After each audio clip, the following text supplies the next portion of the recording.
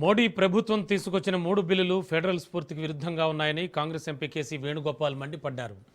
రహస్య ఎజెండాతో BJP ముందుకెళ్తోందని KC Venugopal ఆరోపించారు. బిల్లుకు అసలు కారణం వేరే ఉందన్నారు. రాజ్యాంగాన్ని మోడీ ప్రభుత్వం హైజాక్ చేస్తోందన్నారు. ప్రజా ప్రాతినిధ్య చట్టానికి రక్షణగా ఉన్న చట్టాన్ని మారుస్తున్నారని కేసీ ఆవేదన వ్యక్తం చేశారు. 2024లోనే మహిళలకు 33% రిజర్వేషన్ను ఎందుకు అమలు చేయలేదని ప్రశ్నించారు కేసీ వేణుగోపాల్.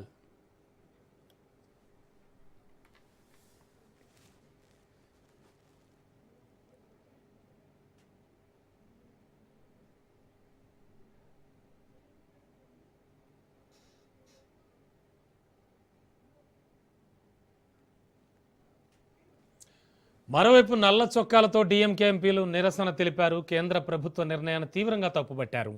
డీలిమిటేషన్ ప్రక్రియ ద్వారా దక్షిణాది రాష్ట్రాలకు అన్యాయం జరుగుతోందని ఆ పార్టీ ఎంపీలు ఆవేదన వ్యక్తం చేశారు. ఇక కేంద్రం తీసుకొచ్చిన 3 బిల్లులను ఎస్పీ వ్యతిరేకించింది. తాము మహిళా బిల్లుకు వ్యతిరేకం కాదు, కానీ తొందరగా ఎందుకు ఈ బిల్లును ప్రవేశపెడుతున్నారని ప్రశ్నించారు అఖిలేష్ యాదవ్. కుల గణన బయటపెట్టిన తర్వాతే మహిళా కోటాపై తేల్చాలన్నారు. కేంద్ర ప్రభుత్వం అప్రజాస్వామికంగా వ్యవహరిస్తోందని అఖిలేష్ ఫైర్ అయ్యారు. ముస్లిం సబ్ కోటా గురించి తేల్చాకే మహిళా కోటాపై నిర్ణయం తీసుకోవాలన్నారు.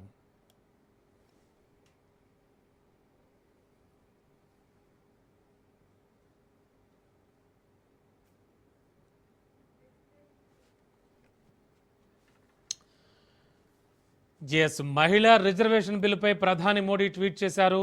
దేశం చారిత్రక అడుగు వేయబోతోందన్నారు మోడీ ఆ ట్వీట్లో. మహిళా సాధికారిత దిశగా ముందుకెళ్తున్నామంటున్నారు. మహిళలకు మనం ఇచ్చే అతి పెద్ద గౌరవం ఇది అంటూ కూడా మోడీ చెప్పుకొచ్చారు ఆ ట్వీట్లో. ఇదే స్ఫూర్తితో ముందుకు సాగుతున్నామన్నారు. ఋగ్వేదంలోని సుభాషితాన్ని షేర్ చేశారు ఈ సందర్భంగా ప్రధాని మోడీ ట్వీట్లో.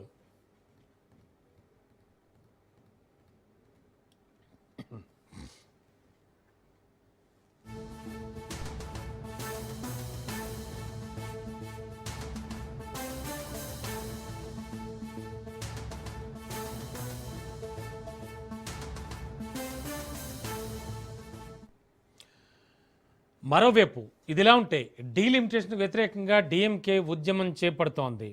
ఇవాళంతా నల్ల డ్రెస్సులు, నల్ల జెండాలతో నిరసన తెలియజేస్తూ ఉన్నారు. అలాగే నల్ల జెండా ఎగరవేశారు Tamil Nadu CM Stalin. Delimitation bill ప్రతిని కూడా దహనం చేశారు స్టాలిన్ సహా ఆ కార్యకర్తలు, ఎమ్మెల్యేలు అంతా కూడా. ఇక కేంద్ర ప్రభుత్వం నల్ల చట్టాలను తీసుకొస్తుందంటూ ఆరోపించారు. అందుకే తాము నల్ల జెండాలతో నిరసన తెలియజేస్తున్నామంటున్నారు స్టాలిన్. బీజేపీ కుట్రను ఒప్పుకునే ప్రసక్తే లేదంటున్నారు స్టాలిన్.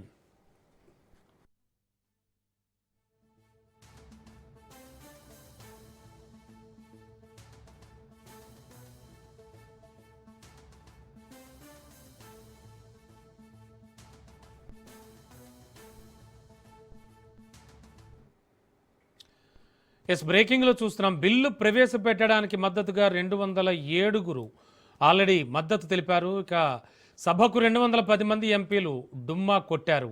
ఓటింగుకు పాల్గొంటున్న 333 మంది ఎంపీలు ప్రస్తుతానికి మనం చూస్తున్నాం. 131వ రాజ్యాంగ సవరణ బిల్లు ప్రవేశపెట్టడంపై ఓటింగ్ ప్రస్తుతానికి జరిగింది. బిల్లు ప్రవేశపెట్టడానికి అనుకూలంగా 207 ఓట్లు, వ్యతిరేకిస్తూ 126 ఓట్లు కూడా వచ్చాయి. బ్రేకింగ్లో చూస్తున్నాం.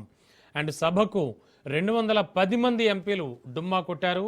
ప్రస్తుతానికి ఓటింగ్లో 333 మంది పాల్గొంటున్నారు. 131వ రాజ్యాంగ సవరణ బిల్లు ప్రవేశపెట్టడంపై ఓటింగ్ జరిగింది. మరి కాసేపట్లో కూడా ఓటింగ్ జరుగుతుంది.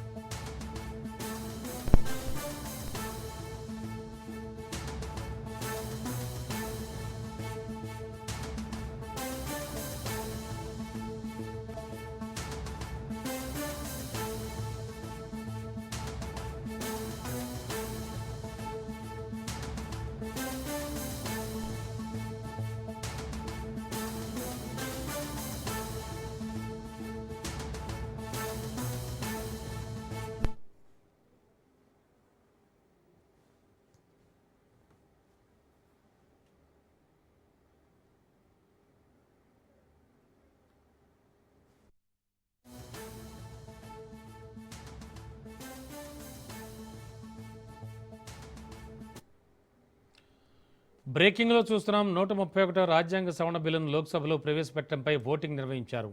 బిల్లు ప్రవేశపెట్టడానికి అనుకూలంగా 207 ఓట్లు వచ్చాయి.